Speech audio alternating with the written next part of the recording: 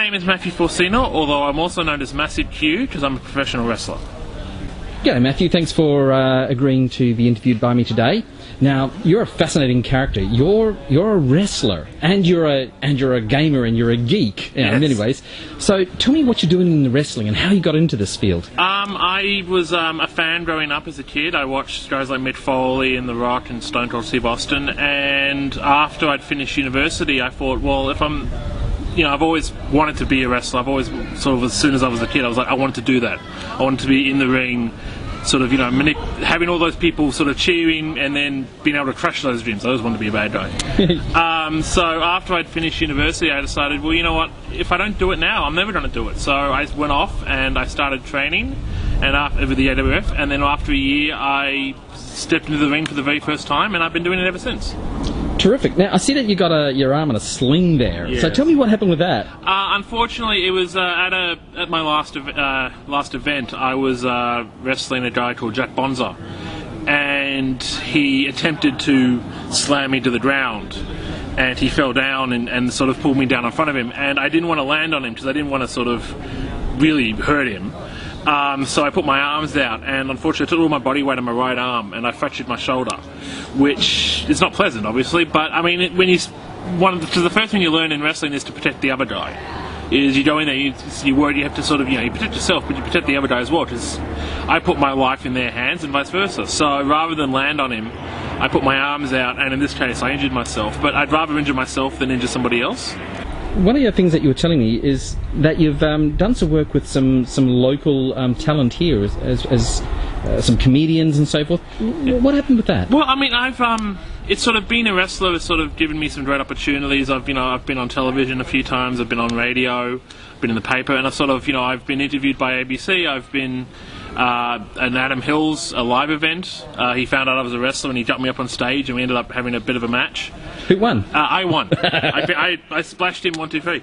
And it's just it's been really just a great sort of gate that's been allowed me to do some really wonderful things. I've been in a short film. I've been on the Today Show, and I've been on the Current Affair, and I've just done some stuff that I wouldn't normally have done. So from advertising through to radio interviews, it's just been a really wild ride. So let's say that I'm a typical person with dreams out there, and I want to try something as unique or as different, such as wrestling or anything else in geekdom, because I know that you're a huge supporter of gaming. In fact, we are actually at Icon right now. Yeah, definitely. We're at a gaming con now, which is, it really helps, because especially, with wrestling, you've got to be able to communicate and think on your feet, and that's what, gaming's all about. Great. So if I was one of these folks who's thinking about doing this stuff, what advice would you give me to actually go and take that leap? What do you need to do to take the leap into this? Pretty much, there's a lot of sort of stereotypes about who is a good wrestler and who isn't a good wrestler. The main point is you've got to sort of be passionate about it and to be a fan of it, and then just get yourself to a decent trainer. It's all about who trains you, really.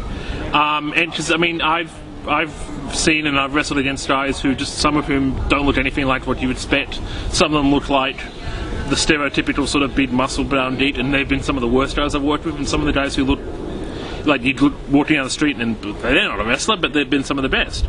It's just a case of sort of, you have to sort of put in some hard work. It's not easy, especially those first couple of training sessions. You're going to be tired and throwing up and just beat up, and I came home from the first training session, I had bruises all over my body, it's not, you've got to sort of stick with it. You've got to sort of work through it, and eventually you start to get better. At some point you either have to sort of say, look, if I don't do it now, I'm always going to regret it. Right. So what was it in you that you had to get past to actually decide to go and do it? Well, at first it was a case of I decided I wanted to have a backup. I wanted to, just in case something really bad happened in the ring, because it can happen. Injuries and accidents occur, and when you're doing something physical like wrestling or any sort of sport or physical activity, something bad could happen. So I waited until I'd finished university first. I got my university degree, but then once that happened, I decided, well, if I'm not going to do it now, I can't. I'm never going to do it. So I sort of went on to training, and it's a lot of getting over the mental blocks of like learning how to fall down, because you've got to learn how to fall, and everything in your mind is telling you, no, don't fall. Falling's bad. So you have to sort of learn how to sort of trust yourself and fall back, and how to fall back properly. And then you sort of have to learn how to really tap into... Because the best wrestlers tend to be the ones who are able to exaggerate some part of their own personality. Like when I'm in the ring, I tend to be I tend to be a bully. I tend to be a bad guy because it's more fun. And it's sort of the best. So you have to learn how to sort of just tap into that sort of that mean, vicious, bullish streak of yourself. But you're not a mean bully. No, I know. Because I'm not. I'm a nice guy. I mean, you do kids' parties now. I do kids' parties. But I think part of the reason I am is just that wrestling gives me such an outlet. Because I can go in there, I can be mean, I can be nasty, I can yell at people, I can beat people up, and then I sort of just, I feel very good coming out of it. So like, I feel relaxed and calm. But yeah, I'm not a bad guy, but it's sort of things you have to learn how to, not so much fake it, but you have to learn how to tap into that sort of thing. And you have to learn trust, and that's the main thing about wrestling. Is wrestling's all about trust. Because whenever I get lifted off my feet, which does happen occasionally, I may be huge, but I do get lifted off my feet occasionally. I have to learn to trust the guy's not going to drop me, or he's not going to do something silly. And likewise, every time I pick somebody else up, they're putting their life in my hands. So it's sort of a very sort of a big step to go from, not trusting yourself to fall, to being able to trust somebody else to protect you. But once you get over that, and once you sort of start learning how to tap into the sort of the emotions that are inside you, it's a lot of fun. There's nothing like stepping through the curtain into the ring. It's unlike anything else. I mean, role-playing comes close, but wrestling is just a unique art form. That is it. Now, tell me about the superhero wrestling that you do. Okay, so that's sort of a side thing that's sort of come out of the wrestling, is that it's actually run by a guy called Ben Coles, who you may or may not recognise off the TV, in a series of ads for Fish, which I was in, but no one ever credits me. I was in that ad, but no one ever credits me for it. But him, a guy called Traffic, my old tag partner, a couple of other people, we do children's parties. We come along, we play as the wrestlers, we come on, we play some games, we do some activities. Someone gets a cape smashed in their face. Normally it's me putting the cape into Traffic's face. So I'm more important than he is. So he has to take the cape. But it's a lot of fun, and sort of being able to sort of interact with the kids more directly. Because in the ring you're working to a crowd, not individuals. But at a kids' party, it's just a lot of fun. The kids all love it.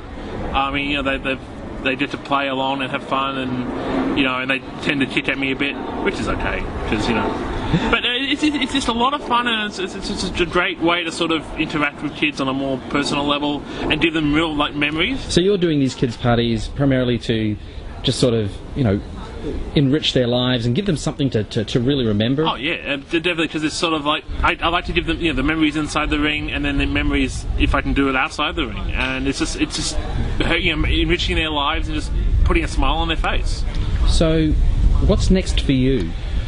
At the moment it's recovery, but beyond that I'm currently training, preparing for a US or Japanese tour, because Australian wrestling in Australia is fairly low key, but more and more Australians are going over to America, going over to Japan, and they're getting big and they're getting noticed. One of our guy in Melbourne got signed to the WWE just last week. So there's definitely a case of if you can get over to the America and get over to Japan, you can possibly do something. And I don't want to be egotistical, although you have to have a certain amount of ego, but I think I'm big enough and good enough to I could possibly do something over in America or Japan. So I'm currently working towards that goal.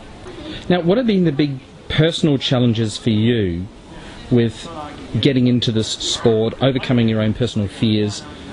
What's it actually taken for you to take that step? I'm obviously not exactly a overtly athletic guy, so there was a sort of a lot of the physical side of it was hard to sort of just like the other guys can run laps and can lift weights and all that.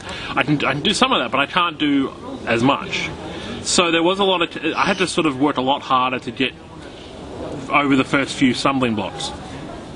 But then now, and then there was sort of the embarrassment issue of the fact that I go out there in skin tight lycra. I go out there and most of the time I want them to actively dislike me. So there was a case of like the first couple of times I went out to the ring, I froze up because I was just totally unprepared for it, like being the centre of attention like that. But once you sort of get over that and you start to get more and more comfortable in the ring, it's all about learning and sort of getting better and better. Every time you step into the ring, be it training, be it a match, be it a promo, be it an interview, be it a kids party, you're always looking to be better. You're always looking to do a better job. There is no perfect match. There is no perfect wrestler. There's always room for improvement. There's always stuff you can do better. There's always stuff you can do harder. There's always another step to take.